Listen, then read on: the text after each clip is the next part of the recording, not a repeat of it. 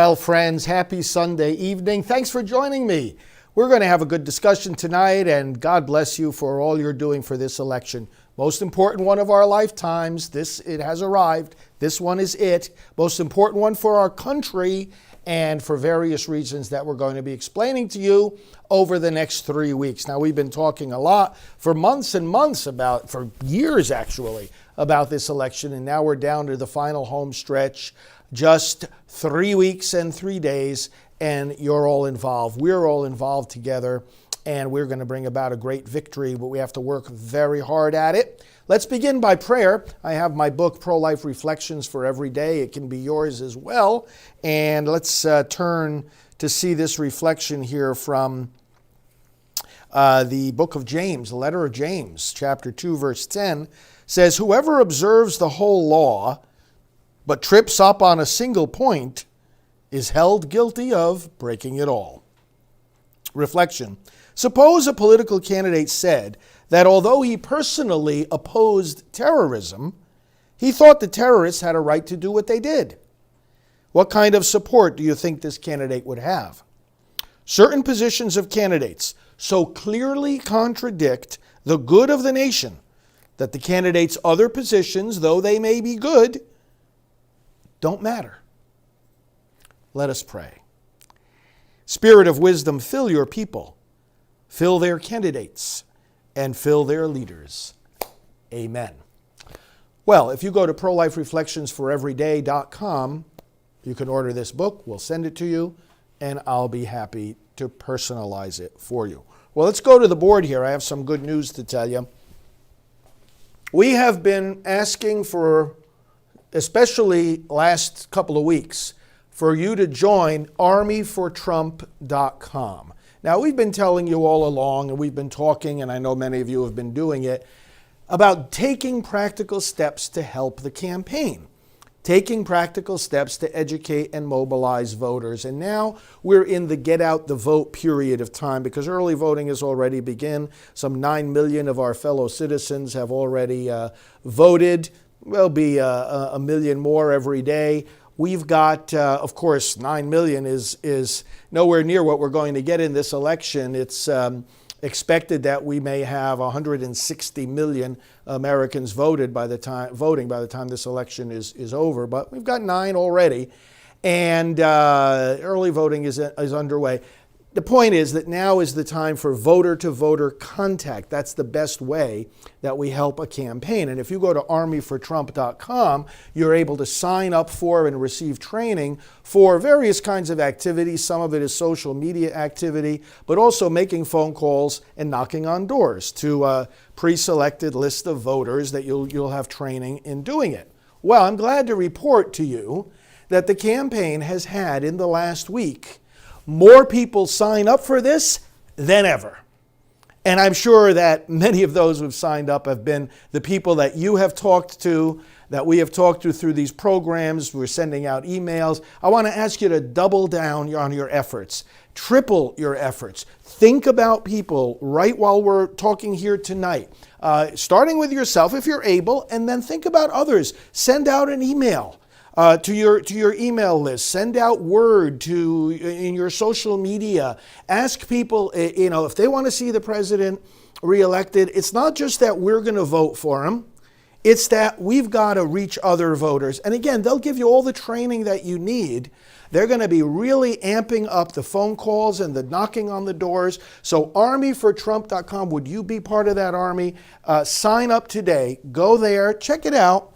And you can get training to make phone calls, knock on doors, be active on social media, and you'll see other things there as well. Let's take our enthusiasm, let's take our prayers, and let's translate it into this kind of action. This is so needed. Do you know that the Trump campaign right now, this re-election effort of 2020, has knocked on more doors and made more phone calls than any presidential race in American history. This president breaks so many records, and here's yet another one. More than any other in American history. I mean, that's unbelievable. Let's continue making history together. So this is the first thing I wanted to let you know about. Let's go back to the chair, and I want to read a quote for you. I'm going to share you some websites too to counteract some of the lies that are told about President Trump and enable you to set some of your friends straight on some of these things. But I want to read here, and this is a quote from the Catholic bishops of the United States. By the way, I want to welcome all of you that are watching on Alveda King's channel. She works with us full time. This is her ministry, Priests for Life, and she's been working with us for 15 years. And so we bring you these programs on all the different platforms of social media of our Priests for Life ministry, of which Alveda is the director of the Civil Rights for the Unborn, as those of you who follow her know. So welcome those of you that are watching on her channels, as well as everybody on all the other channels. I want to read you a quote from the Catholic bishops of the United States in one of their many documents about voting called Faithful Citizenship, okay? Here's what they said. The church is engaged in the political process. Now, for those, and every program we have people asking me, why do you have a priest talking about politics? Well, the bishops just gave you an answer.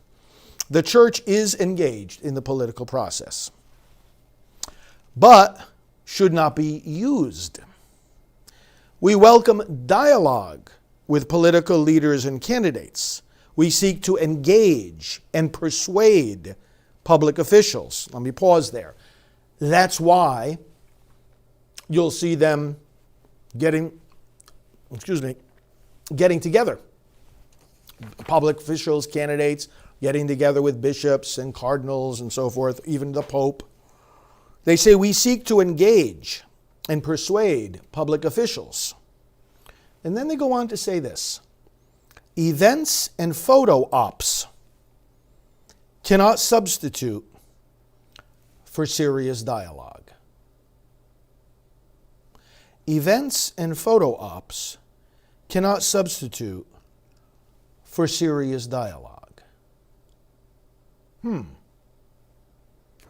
Have you seen any photo ops lately? I can think of one. We got this Catholic candidate running by the name of Biden, and he releases in his political ads pictures of him with the Pope. That is not the way the church wants to be used in politics. The Pope is a head of state. The Vatican City State is a separate country. It's not Italy. It's its own country. So the Pope is not only the spiritual leader of the Catholic Church, he is the civic leader of Vatican City State. And in that capacity, he meets with other heads of state, whether he agrees with them or not. He meets with other heads of state, just like all the other heads of state meet with other heads of state. And so it's not surprising that Biden was in the presence of the Pope, just like Obama was, and just like President Trump was. Being in the physical presence of the Pope, so first of all, let's back up. Biden doesn't have any advantage on that over President Trump, because President Trump visited with the Pope as well, and they sat down and talked and so forth. The Pope's physical presence with somebody should not be used to imply that he's endorsing their positions. But shamelessly, Biden and his campaign and the so-called Catholics for Biden, talk about twisting, have been using this ad, and it's very, very, well, it's very, very contrary to what the bishops are saying here. I just want to let you know, the church is not pleased with this. The church is engaged in the political process, but should not be used. We welcome dialogue with political leaders and candidates. We seek to engage and persuade public officials. Events and photo ops cannot substitute for serious dialogue. I wonder how serious dialogue is taking place between the Biden campaign and Pope Francis about the way that Biden wants to shut down the freedom of the church. And notice how deceptive this is. Let me go back to the board and keep this Army for Trump up there. Please sign up and spread the word about that. Thank you. But this HHS mandate, I've talked about it many times before, essentially the Obama-Biden administration telling groups like us, telling the Archdiocese of Washington, telling the Diocese of Pittsburgh and Erie, Pennsylvania, telling Catholic University of America, telling Thomas Aquinas College, telling all kinds of Christian ministries and employers throughout the country that in the health insurance they offer their employees, they have to include contraceptives and some forms of early abortion. All right, we said no. We had to fight it all the way up the way into court. President Trump exempted these ministries from that requirement. So President Trump, defended our religious freedom. Obama and Biden suppressed it. The Supreme Court upheld what President Trump did. Said, hey, religious freedom is the law of the land. Biden said, I'll put it back. Now, he'll put back, claiming to be a devout Catholic, Pope Francis Catholic, he'll put back a mandate that forces Catholics to violate their faith, or to have to choose between violating their faith and violating the law. Now, I want to show you how deceptive he is and how dangerous. Because when the Supreme Court recently upheld what President Trump did in exempting those of us who have religious and moral objections to this mandate, exempting us from it, Biden spoke out. And that's when he said, I'm going to put it back. I'm going to put the mandate back the way it was. And then he said in his quote that it would include the exemptions because the original mandate did have exemptions. The problem wasn't that it didn't have exemptions.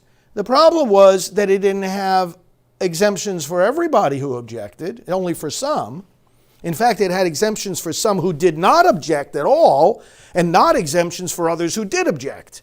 Plus, some of the exemptions, the way that they were applied in such a way that is contrary to our faith. In other words, we were still put in a position, even with they called it an accommodation, but the bottom line, without getting into too much detail, is that we were still put in a position where, according to our own religious beliefs, we were in violation of the faith. We were in violation of the moral law. And we told the government, it's not your job to tell us whether or not this violates our faith. It's your job to protect our right to live our faith.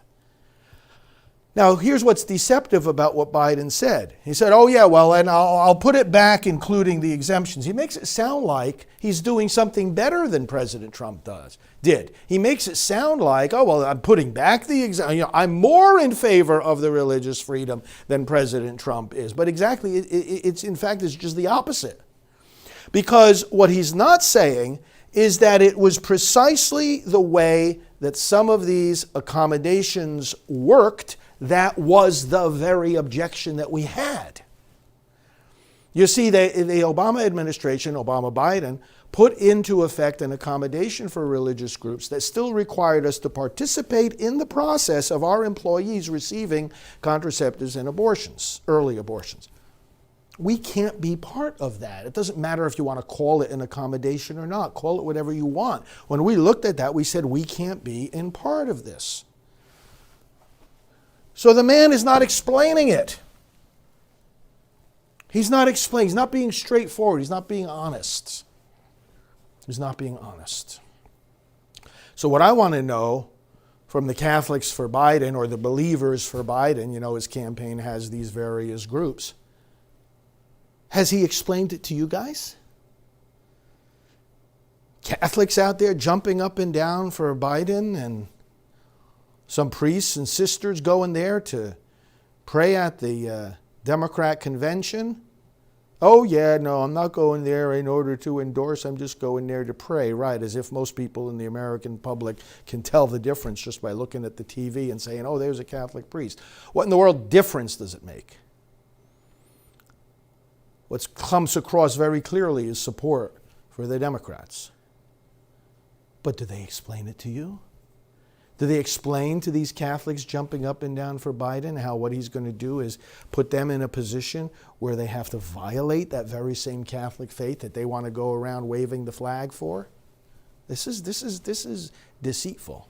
This is dishonest. Actually, it's disgraceful. The other thing, of course, that Biden needs to tell his Catholic friends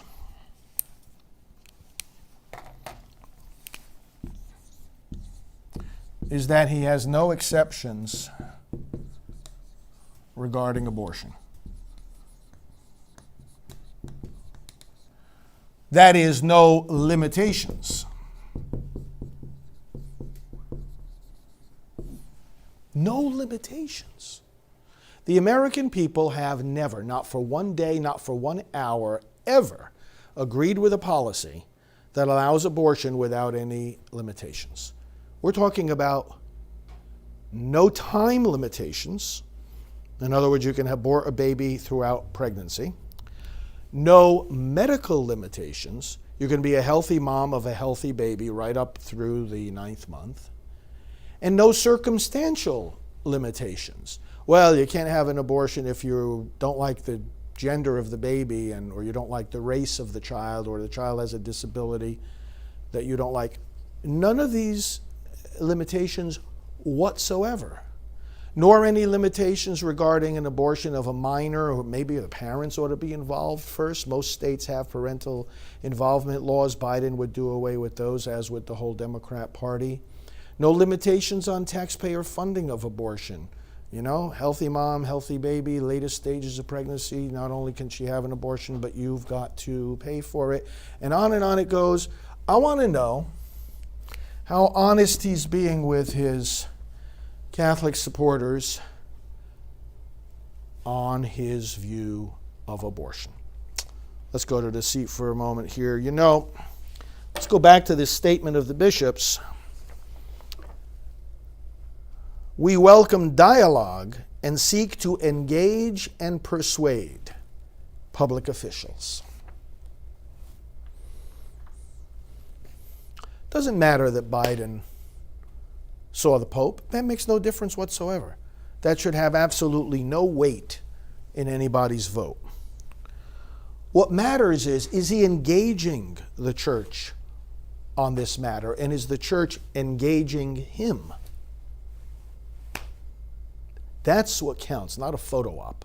So we really have to be careful, brothers and sisters, as to not let our faith in our church be used in this particular way. Okay.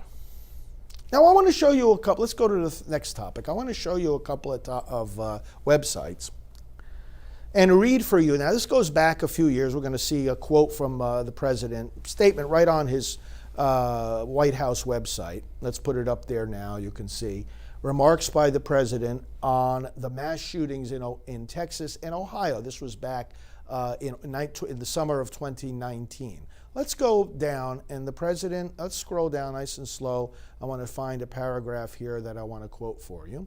And he prays for the victims, he and the First Lady. Let's see. These barbaric slaughters, he says, are an assault upon our communities, an attack upon our nation, and a crime against all of humanity. We are outraged and sickened by this monstrous evil. Again, this was back in 2019. The cruelty, the hatred, the malice, the bloodshed, and the terror. Our hearts are shattered for every family whose parents, children, husbands, and wives were ripped from their arms and their lives. America weeps for the fallen. Okay, he talks about invoking God, thanking the law enforcement, talking with the officials in Texas. Let's keep going down. Keep going. He talks about the shooter in El Paso posted a manifesto online, consumed by racist hate. Now listen to this, read these words of the president. In one voice, our nation must condemn racism, bigotry, and white supremacy. Let's put those words towards the top of the screen. Again, you see those, and maybe we can highlight those words, that paragraph there. Right. In one voice, our nation must condemn racism, bigotry, and white supremacy. These sinister ideologies must be defeated. Hate has no place in America. Hatred warps the mind, ravages the heart, and devours the soul. Again, in one voice, our nation must condemn racism, bigotry, and white supremacy. Now, this is one of multiple statements that the president has made condemning racism, white supremacy, and outlining steps that he's taking in cooperation with federal and state law enforcement to crack down on these matters and do everything possible to prevent them in the future. Now, let's look at another page on his White House website. Now, this goes back 2 years earlier in 2017, also in the summer. And let's scroll down a little bit. Keep going. As I said on Saturday, so first of all, he said he met with the FBI director, the attorney general. The Department of Justice has opened a civil rights investigation into the deadly car attack that killed an innocent American and wounded 20 others. To anyone who acted criminally in this weekend's racist violence, you will be held fully accountable. Justice will be delivered. As I said on Saturday, we condemn in the strongest possible terms this egregious display of hatred, bigotry, and violence. It has no place in America. As I've said many times before, no matter the color of our skin, we all live under the same laws, we all salute the same great flag, we are all made by the same Almighty God. We must love each other, show affection for each other, and unite together in condemnation of hatred, bigotry, and violence. We must rediscover the bonds of love and loyalty that bring us together as Americans. Okay, let's scroll down. Racism is evil. Now, I don't know how you can say it more plainly than that. He goes on to say, and those who cause violence in its name are criminals and thugs, including the KKK, neo-Nazis, white supremacists, and other hate groups that are repugnant to everything we hold dear as Americans. Now let me read one more paragraph. We are a nation founded on the truth that all of us are created equal. We are equal in the eyes of our Creator. We are equal under the law, and we are equal under our Constitution. Those who spread violence in the name of bigotry strike at the very core of America. All right, let's go back to the board here for a minute. Let me ask you a question, my friends. And also, if anyone is listening who is a Biden supporter or a Trump hater, let me ask the same question of you. Were those words clear? Or do they need a little bit of explanation?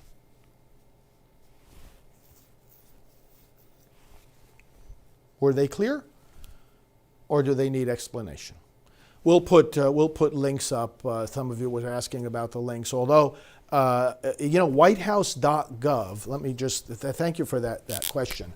Whitehouse.gov is an important website to go to frequently. And if you put into your Google search whitehouse.gov and then whatever topic you want, we got the good. Just put the links there. If you put in whitehouse.gov any topic, any theme like condemn racism and so forth, you'll see on the whitehouse.gov website the various talks and speeches that the president gave. But again, friends and others, weren't those words, like Katie is saying, clear as a bell? I mean, there's no ambiguity there. There's no hesitation there. There's no equivocating there. There's no uncertainty there. The president condemns racism and white supremacy. Now, why am I making a point of this? Because the Democrats and Biden and Harris want to keep lying to the American people, and the whole left movement.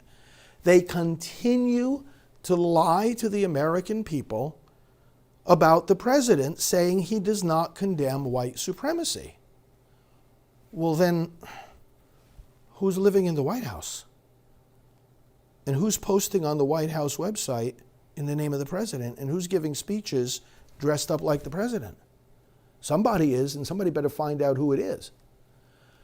He's been so crystal clear in word and in action, which we'll get to in a moment. But he's been so crystal clear.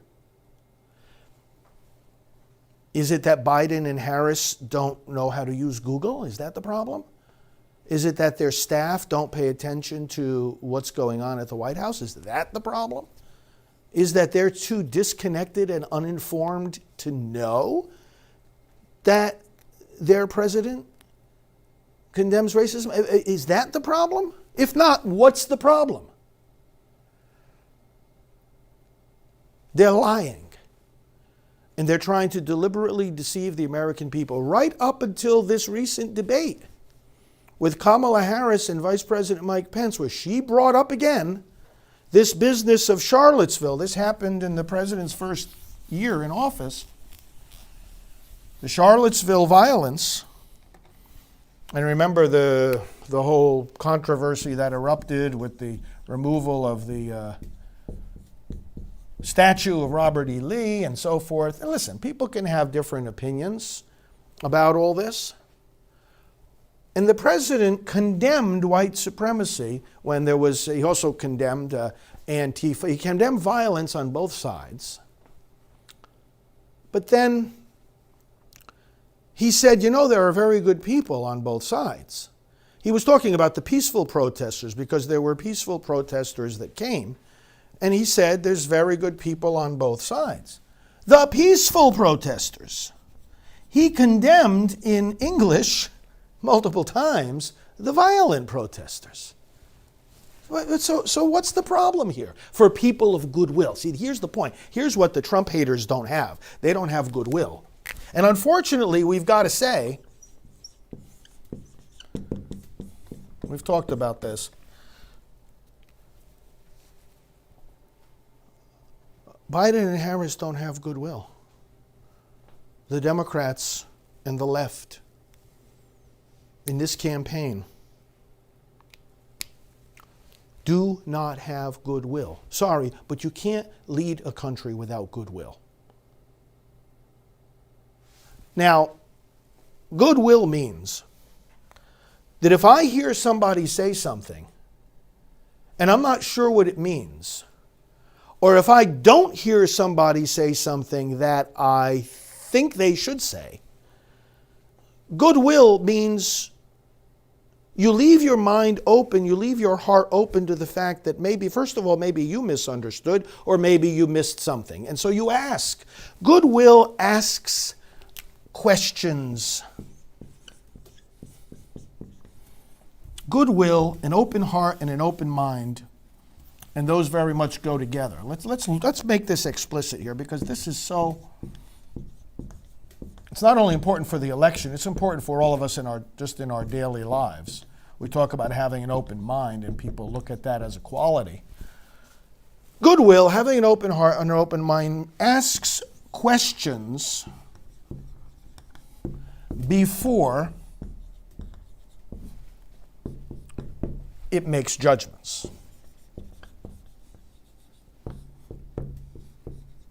Anything we ever say about Biden, Harris, or the Democrats, we say it only after we have carefully researched it, asked questions, and gotten the hard evidence.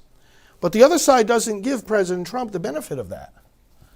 Goodwill, an open heart, an open mind, asks questions before it makes judgments. What the Democrats do, they make judgments without asking questions, and then they take those negative judgments even after they know they are lies, and they spread them out to the American public. Why on earth would, in the debate, both the vice presidential and also the presidential debate that the president had with Biden, why on earth does this keep coming up as if the president called violent people good and as if he did not condemn white supremacy? Why did they have to ask President Trump in the debate, will you condemn white supremacy? See, the very asking of that question, as if he had never done it before, implies something that's not true.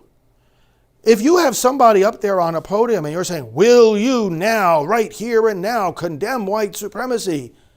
Well, it gives people the impression that he never did so before. But we just saw it right before our very eyes from the White House website that he did, and he's done it in word and in action multiple times. Those quotes I just showed you weren't the only times. So why are they putting him in the position of having to say, which he did say, he did condemn it right then and there. He said, yeah, sure, of course I do. But why do we have to be arguing in this way in the first place? Yeah, you know, it's all this. This election has to be about accomplishments, not accusations. It's got to be about policies, not personalities. We got to get beyond this. And those that won't get beyond this, brothers and sisters, they can't be trusted with the governance of our country. They can't. Now, talking about trust, let's touch on one more thing. Once again, for those of you that are just joining us, armyfortrump.com is the place where you can go to volunteer for the Trump campaign, making phone calls, knocking on doors. They have done more of that than any presidential campaign in American history. Would you be part of that? If you can, and also spread the word to others, but if you can take some hours of time in the next 3 weeks and do this, that would be fabulous. Fabulous way to help ensure victory.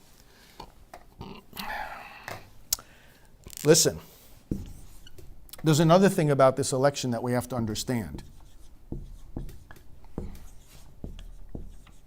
This is about a power grab greater than any in American history.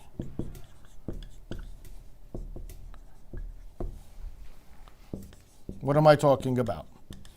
I'm talking about proposals that have been made by the Democrats, things that have been said by leaders in the party, by leading candidates, some of the presidential candidates, things that have been said at various times, even by Biden, Harris, or implied by them.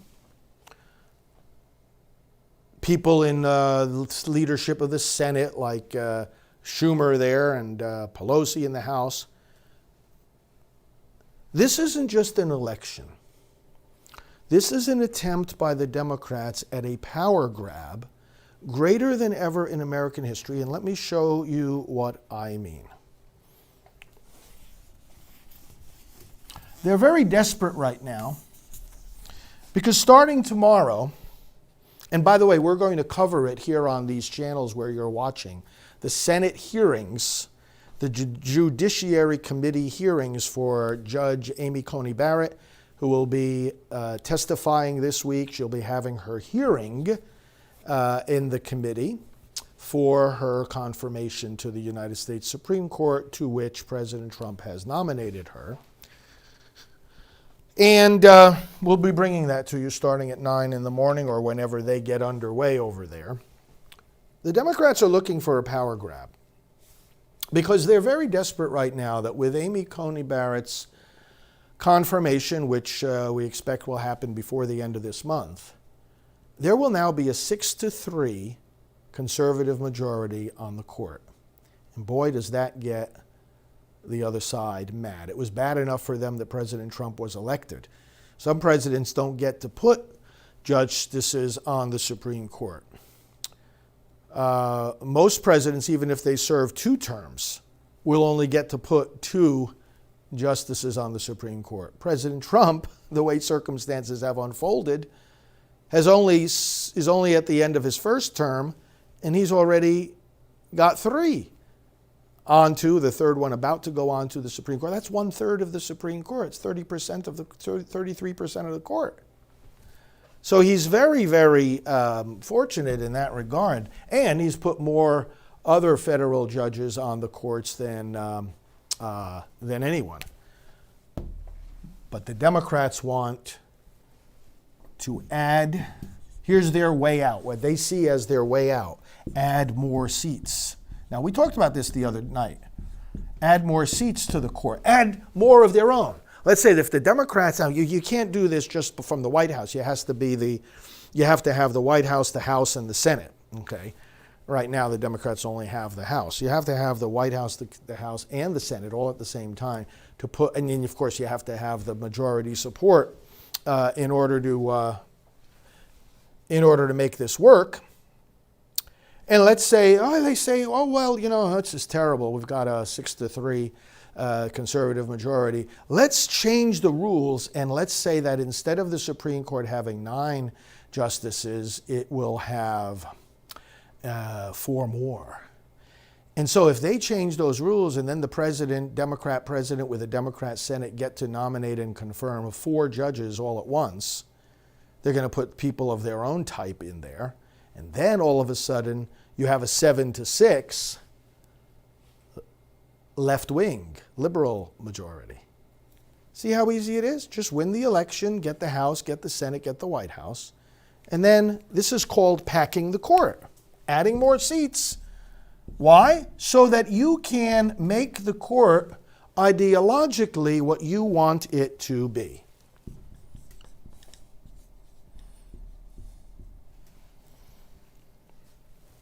The question, of course, this would have to be Biden.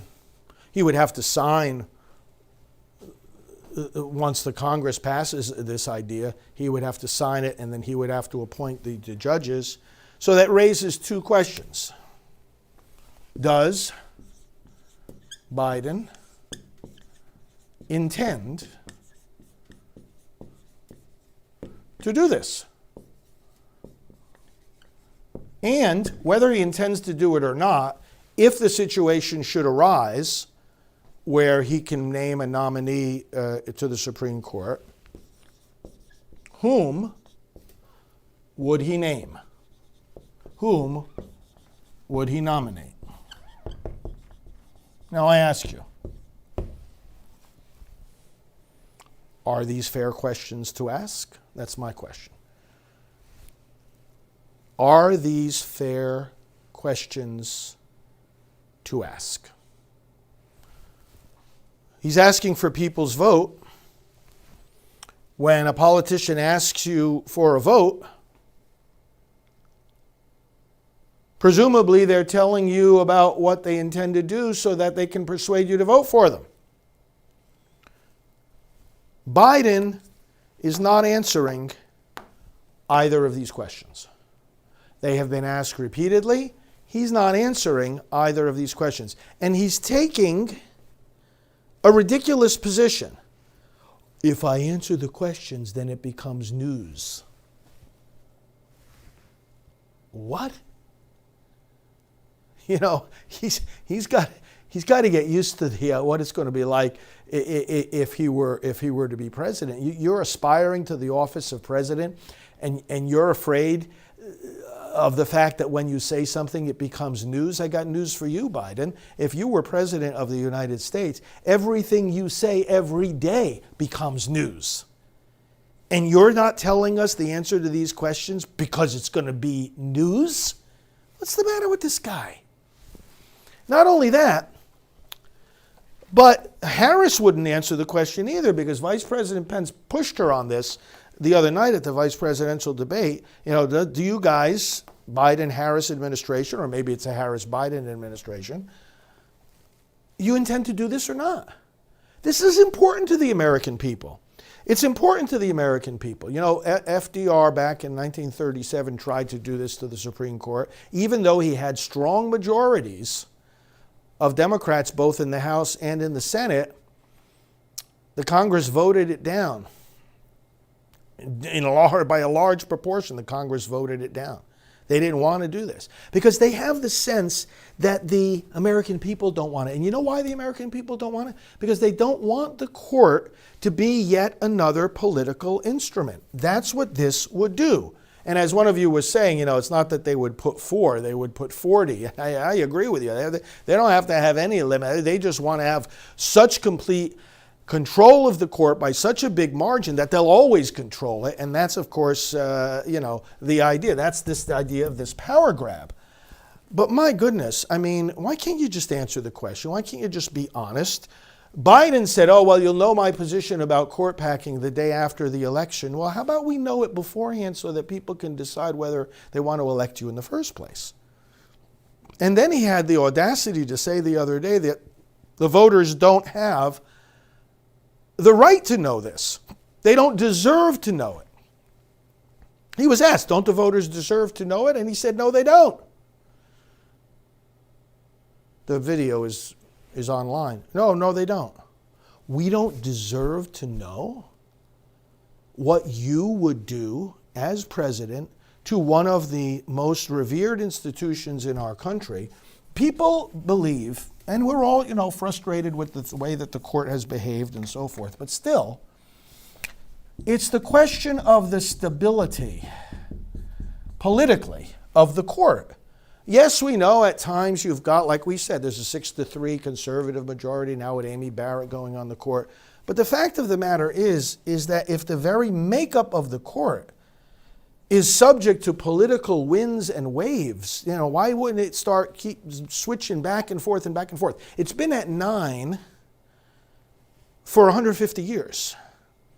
In the 80 years before that, it was switching back and forth. It started at 6, it went to 7, it went to 9, it went to 10 for a little while, it went back to 9. It's been stable at 9 for 150 years. And, there's so much instability in government and in our public life and so forth that this is why people don't want it, and they wouldn't want it. But the question is, are they going to try to do it? But that's just one area of the power grab. What else would they do? They would pack the court. See, the Democrats, they're bitter. They're angry. They're angry that they lost the 2016 election. They still can't figure out why. They never will be able to figure out why because they're disconnected with the American people. President Trump's strength is that he connected with the American people. That's why unlikely voters came out and elected him. 6 million people voted for him who had never voted before or hadn't voted in a decade or more. But the Democrats they're bitter, they're angry, they're filled with rage. And so they don't care anymore about political decorum or protocol or respect. They just want to come in with a bulldozer and take complete power in America. And you know what? The American people resist that. We do. We resist we resist tyranny. That's why our founders founded this country. And we resist any power in government taking absolute power. So here's what they want to do. And some of you are already commenting on what the other thing, what I'm about to tell you. All right, they would want to pack the court. They would want to get rid of, let's use the word abolish. They would want to abolish the legislative filibuster. Now, you know what the filibuster is in the U.S. Senate. It's a mechanism that gives the party that's in the minority, in fact, even just any one individual senator, quite a bit of power to slow down or even stop a bill from moving forward in the Senate. The rules of the Senate they're fascinating to study in and of themselves. It's an entire course. And it is very, very intricately set up. The Senate gives a lot of power to the minority. So right now, even though the Democrats are in a minority in the Senate, the fact of the matter is that any particular senator can choose to filibuster, and that is to conduct endless debate. Now, in other words, they're debating a particular bill, a particular proposal, legislative proposal. For example, they were debating whether to end late-term abortion in the Senate, even in this Congress. And the Republicans have the majority, and they have a majority of them willing to say we can't abort babies after 20 weeks in pregnancy. But the Democrats filibustered, and they said, well, we're not going to bring this to a vote. We're just going to, keep it as an open question. Well, how do you end a filibuster?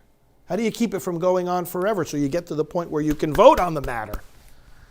Well, they have to have another vote to close the debate. They have to have a cloture vote, as it's called. And that requires not a majority. That requires what's called a supermajority. It requires 60 votes to break a filibuster. 60 votes.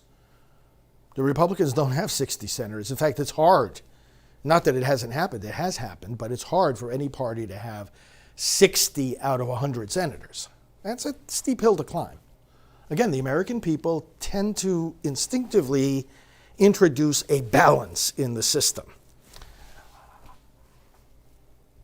But if you have a majority in the Senate, you could change that rule. And what the Democrats are talking about is, well, you know what? If we were to win the Senate, let's just we would get rid of the filibuster so that now we can pass through all our legislation just with the majority we have. In other words, we don't need a single Republican to come over to our side. The way it's functioning now, if the minority filibusters, it has to get several votes from the majority to come over and agree with them. And the Democrats are saying, the heck with that. Let's just get rid of the filibuster and ram our agenda through no matter how radical it is. Here's another way that they would want to grab power. New states. One of you commented on this already. You guys know what I'm talking about. For example, D.C., Puerto Rico. There's already been proposals. Let's get new states added to the United States of America. We don't have 50 states. Let's have 52. Maybe we can find a few others too. Well, what is the benefit to the power for the Democrats if they get new states? Very simple. 2 more senators. And Puerto Rico, another 2. Every state, constitutionally, has 2 senators. So, if they were in the majority, now you have to have the trifecta. You have to have the White House, the House, and the Senate. That's what they're hoping for. If they do that, see, this is why it all depends on you and me. It depends on how we vote. What I'm saying is we vote these people in. We vote Biden in. We vote in Democrat senators, and we keep voting in Democrat House members. Once they get in, they're not going to want to get out. You see, and this is why they're having this psychological projection. It's all psychological projection. When they say Donald Trump, he's not going to hand over the reins of power if he doesn't win this election. He's going to have to be dragged out of the White House. That's a fantasy. That's not who that man is. But the reason they have that fantasy, it's because it's their fantasy. It's because they're the ones that if they were to get into power, they never want to get out of power again. So they'll change all the rules to make it so that they stay in power. And you're right, somebody is commenting that the governor of Puerto Rico just endorsed Donald Trump. Now, that doesn't mean that the demography, the population would do that. I mean, if the Democrats make these into states, the expectation is based on these 2 places that these would be Democrat senators. The people would be selecting Democrat senators. There's 2 other things.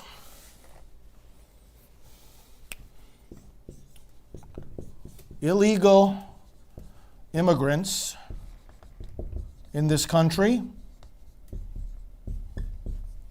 What would the Democrats do if Biden gets in, he gets his Congress and everything? 11 million people, give them the right to vote. You know why these people want all these folks crossing across the border without any kind of limitation? You know why the Democrats want that? Because they're votes. That's why they want it. Because they're votes. And if they are in power and they all of a sudden take 11 million people in this country who didn't take the legal way to get in and say, hey, we're going to give you folks the right to vote, well then, what do you think? How do you think those people are going to vote by and large? Their eyes are looking at 11 million new Democrat votes. Well, then they would win all the elections. You see, this is what these are power-hungry, un-American people, this Democrat Party that we're dealing with right now. They are un-American. They're not interested in the will of the people. They're interested in power.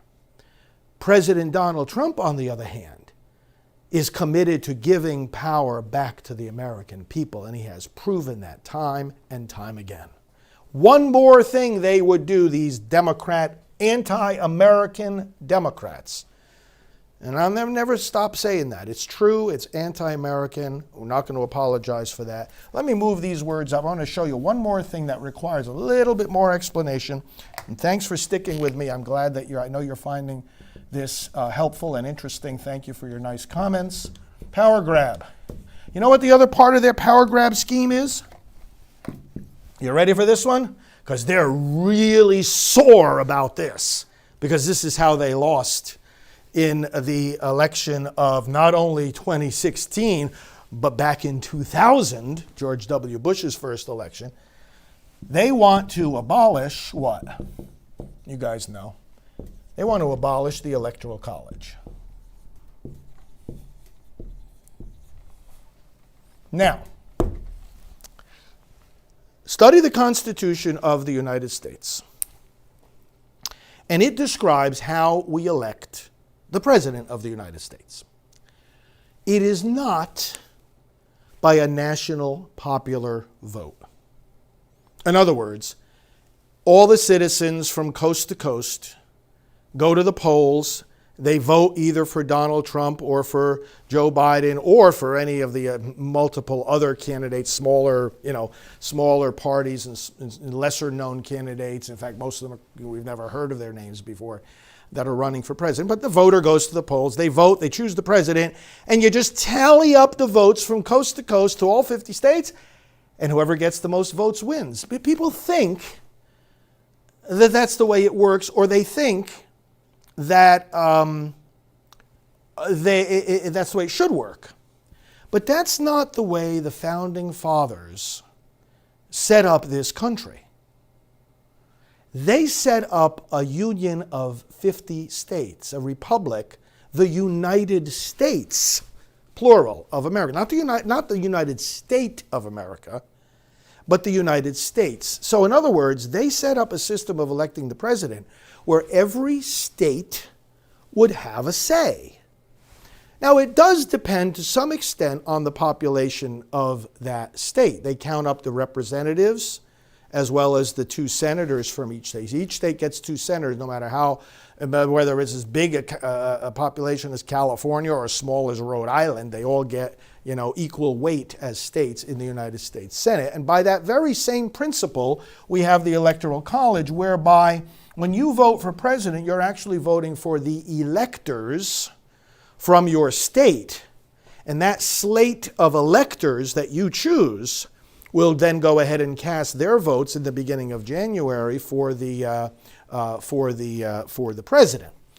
The reason this is essential is the following. Let's go make ourselves a little room up here. I want to keep all these items here, this power grab. The reason the Electoral College is essential is this. Let's just consider some numbers. The population of New York City alone is greater than the population of the entire state of Wisconsin. And the population of Los Angeles, just the city of Los Angeles, is greater than the population of the entire state of Iowa. The population of New York and Los Angeles combined is greater than Ohio. And the population of New York and Los Angeles combined is greater than the state of Michigan. Individually. This is greater than this is greater than this. Okay, so you realize what that means? That if we had a national popular vote, if we didn't have the this is what the Democrats want to do. They want to abolish the Electoral College. And by the way, some people think we don't have the right to talk about this stuff. That's a lot of garbage. Because I wear this. If I were to take this off, I could talk about this stuff. Because I wear this, we can't talk about this stuff. You all know that's ridiculous, except for a couple of people that don't seem to be getting it.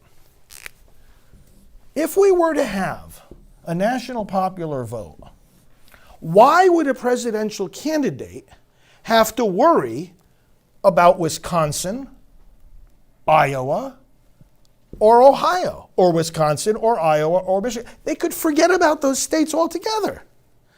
They would just have to campaign in New York City and Los Angeles to, instead of going and campaigning in Ohio. And if they don't have to campaign just this here, if they don't have to campaign in Ohio, or they don't have to campaign in Wisconsin or in Iowa, if they only have to worry about getting more and more votes in New York City and Los Angeles, because after all, they're all going to give them the actual victory, well then, neither do they have to try to win over those people, neither do they have to appeal to the interests of those people, the cultures, the subcultures, the particular types of industry, the farmers. They don't necessarily have to take into account the concerns of those people. They don't have to try to build coalitions. And you see, here's the absurdity of that would be that here they are, they're going to end up as president governing the whole country, including Ohio and Iowa and Wisconsin and Michigan. They're going to end up governing the people in those states without having to appeal to them, without even having to understand them, without trying to compromise a little bit with them. The genius of the Electoral College is that it forces somebody who wants to govern the whole country to get to know the whole country and to win over the various different demographics and cultures and subcultures, different kinds of industries, different kinds of living conditions represented by the whole country. With the Electoral College system, no matter how many people end up living in New York and Los Angeles, New York only has a fixed number of electoral votes, and California only has its number of electoral votes, and it's the electoral votes that count. Now, they have more electoral votes than these other states because they have more population, but there's still a cap at any given time, so that's still the candidate. They can win New York and California. In fact, do you know that 20% of the vote that Hillary Clinton got 4 years ago was from the urban areas of New York and California? 20% of the vote that Hillary Clinton got, think about this, was from the urban areas of New York and California. So if you were to abolish the Electoral College, well, the candidate doesn't have to, care at all about any place other. You can just camp out in California, camp out in Los Angeles and win the election. I hope that makes it clear to you. And I hope you also understand from all of this how far the Democrat Party has come from the vision of our founding fathers. And that's why I say they're un-American. They rip up the Constitution. They want to throw it away. They don't care. They don't care. And brothers and sisters, it's because we do care that we have to be very well informed about the dangers of the Democrats, and we have to be very strong in telling our fellow citizens that these people are dangerous. This party is dangerous to America. We are a republic, not a democracy, as one of you is pointing out. Our founders were not interested in a pure democracy, which is that, okay, just everybody coast to coast, just vote, and we'll take whatever the majority says. It's more complicated than that. And it should be, because certain things are beyond the will of the majority. A majority of people cannot say that abortion is okay. No majority of people can legitimize the killing of a baby. And again, our country is very diverse. The people of Iowa do matter. The people of Ohio do matter. The people of every state matter. And the Electoral College makes sure that they matter. But again, all these other things, they're just power hungry, these Democrats. They want to get rid of the Electoral College. They want to pack the court. They want to abolish the filibuster. They want to grant, get voting rights to all these illegals, get millions of more votes, get two new states, get 4 new senators. And boy, then they will hold on to power. It'll become a one-party country. Is that what Americans want? A one-party country? Especially the party of death and open borders, high taxes, unfair trade deals, globalism, socialism, repression of religious freedom, and the massive killing of the unborn, no respect for law and order, defunding the police.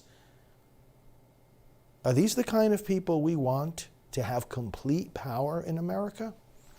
Let's go back here and sit down. I don't think so. And I don't think you think so as well. Well, thank you, friends. So many of you saying great things. Dictatorships that one of you is pointing out. California is already, John is saying, a one-party system, and it's not pleasant. It's not good. I know what you're saying, John, and we have a lot of supporters in California, a lot of activity in California throughout my entire time with Priests for Life, and always love coming out there. And you know what? So many of you there in California. I know we have a big part of our audience actually is watches from your state of California. And you guys have so many great people out there. It's a one-party system, but that doesn't properly represent, does it, the great conservative, strong Republican, pro-life people that are up and down that state. I've been all up and down your state. Big places, big and small, the countries, the cities, the countrysides, the cities, the desert. Great, strong pro-life Republican presence there in California, and I rejoice in that, and I thank you for your faithfulness. Let's see. I want to see a couple of your comments here that we can respond to. People thanking me for the explanation. My pleasure. I love doing it. Thank you for listening. I miss you at OSA. Okay, who was saying that? Yeah, OSA, Operation Save America. Thank you for saying that, Michelle. Oh, Michelle, yes. Thanks for watching. Operation Save America, friends. Look that up. They'll do a lot of great pro-life work and beautiful rallies that we've had and events throughout the country. Look forward to joining you. I look forward to joining you again out there on the road and at some of these events. Okay, let's go down and see some of the new comments that are coming in. Marcus, very good comment. Democrats are anti-religion. I don't understand people of faith voting for evil like that. Marcus, neither do I. I mean, I think that it goes back to what we were saying at the beginning of the program, which was that these Democrat candidates are not honest. They like to attract the people of faith, but they don't like to tell the people of faith what their policies really are, because those policies suppress the faith. President Trump has done so much to make it easier for people of faith to live their lives in this country. Do you know that the president established an office, a division of conscience and religious freedom under the Office of Civil Rights under the Department of Health and Human Services? He established this at the beginning of his term so that people of faith who felt that they were being discriminated against in the workplace, for example, nurses who felt that they were being forced to perform abortions, could issue a complaint and have the laws that are already on the books, they've been on the books since the 1970s, to protect the consciences of our citizens, including healthcare workers, could be enforced. In the 8 years before President Trump established this special office, in 8 years' time, you know how many complaints came to the Office of Civil Rights about violations of conscience where people of faith felt that their consciences were being violated? You know how many complaints came to that office? 10 over the space of 8 years. Then President Obama started this new office. Now, let me go to the board. You can actually make a complaint on behalf of yourself or of a third party if you believe that your rights are being violated or suspect that they are. You don't even have to know for sure. The website is hhs.gov, that's the Department of Health and Human Services, /OCR, Office of Civil Rights. And you'll see a page there, a button, you'll see a link where you can make a complaint.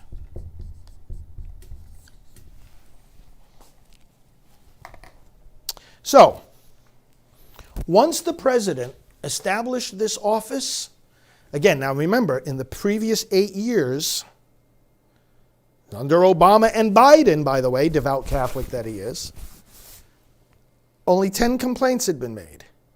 President Obama opens this division for conscience and religious freedom and says, we want to know if our faithful religious believers feel like they're being persecuted or forced to violate their conscience. In the year 2018 alone, you know how many complaints came in? 1,300 complaints. Just in 2018. This was needed, wasn't it? This division was needed, and it's functioning today, and I know the people who work over there. It's functioning today to help our fellow citizens. And they take action, too. Remember, it's the executive branch of government. The executive branch, we learn in grade school, is responsible for enforcing the laws. Congress passes the laws, president signs the bills into law, but then the executive branch enforces the laws. There was a nurse in Vermont, University of Vermont Medical Center. And by the way, that website I told you about, they'll also show you some of the enforcement activities that they've done. This nurse had indicated already her objections to performing abortions. She said, I don't want to do it. They forced her to perform an abortion anyway, participate in it. That does profound damage to a person's soul and psyche. They forced her. And she reported this complaint, and the administration took action in regard to that University of Vermont Medical Center and issued a statement of violation to them and told them, you've got to comply with the law, because they were already breaking the law. Remember, what's happening here, the president is not making law. Congress makes law. The president is enforcing the law. So, Catholics, California for Trump, yes. You got a lot of good California people here, like we were saying. Bruce from Australia. God bless you, Bruce. We love Trump 2020 in Australia. I visited your country. I can't believe it's already been 25 years ago. I got to come back. But what a great time I had there. Thank you for all your faithfulness there, my friends in Australia. Tracy is saying EWTN has a great documentary, Wolf in Sheep's Clothing. Yes, that is very good. Saul Alinsky and the tactics that are followed there, but tactics followed by these Democrat politicians. Thanks for mentioning that. Let's see, what else do we have here? Latinos for Trump. Amen. Virginia loves Trump. Yes, it does. Washington State for Trump. We've got a lot of different states. Florida, that's my home state now, right here. Portland, Oregon, thank you for watching. Minnesota. Hey, Minnesota can very well go for President Trump this time. He could win the state of Minnesota. And Brian, yeah, Pennsylvania. We got to get Pennsylvania. But Minnesota could actually go for him, and that would be the first time it goes for a Republican since 1972. And, it's moving in that direction, very, very, really and truly. So, friends, thank you all for listening, following my explanations here tonight. We always want to give you helpful information. Listen, here's the main thing, as I said at the beginning. Sign up for that armyfortrump.com. We've got to reach more voters. And each of us in our own way, even if we're not doing the phone calling and the door knocking in conjunction with the campaign, let's do everything we can to reach as many voters as we can with all this information. It's a numbers game now. Let's get the numbers. Let's get the victory. This is what we have to do, and together we can all do it. So God bless you. May the Lord send you his Holy Spirit. May he give you peace and his guidance at all times. May he give you the answer to all your prayers. Keep all your loved ones safe. Keep you healthy. And may he make you strong advocates for the unborn and for America. And may he bless you, the Father and the Son and the Holy Spirit. Amen. Now, tomorrow morning I'll be with you for the 10 a.m. Mass. I may throw in a couple extra broadcasts here and there. We'll be covering the events in the Senate tomorrow for Judge Amy Coney Barrett. We'll be having more to say about that. It's Columbus Day. We're going to show you tomorrow the proclamation of the President for Columbus Day.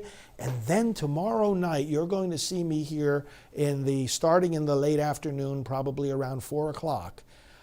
From Right Side Broadcasting, I'm going to be with them tomorrow evening, just about an hour away from here, with President Trump in person. We're going to have a rally in Sanford, Florida, and I'll be helping with the commentary on that rally on TV with Right Side Broadcasting and brought to you right here on these channels where you're watching. So let's look forward to a great rally tomorrow night. Happy Columbus Day tomorrow, and we will talk to you tomorrow. Father Frank Pavone here of Priests for Life. God bless you all. Hello, I'm Evangelist Alveda King. Day by day, my work with Priests for Life and Father Frank Pavone provides me with many opportunities to speak up for the unborn, whether on television and radio or in conferences with pastors or with government leaders. In order to accomplish all this work, we rely on the donations of individuals like you who believe in this cause and want to help us save lives. May I ask you to support us generously? Go today to prolifegift.org and give as generous a gift as you can. I appreciate it personally and will pray for you each day.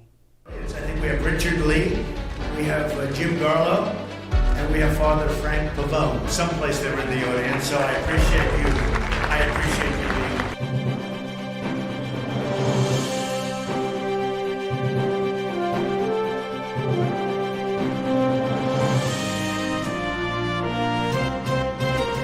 Follow him, Father Frank Pavone, Fr. Frank Pavone, on Twitter. He is the National Director of Priests for Life. Please go to priestsforlife.org.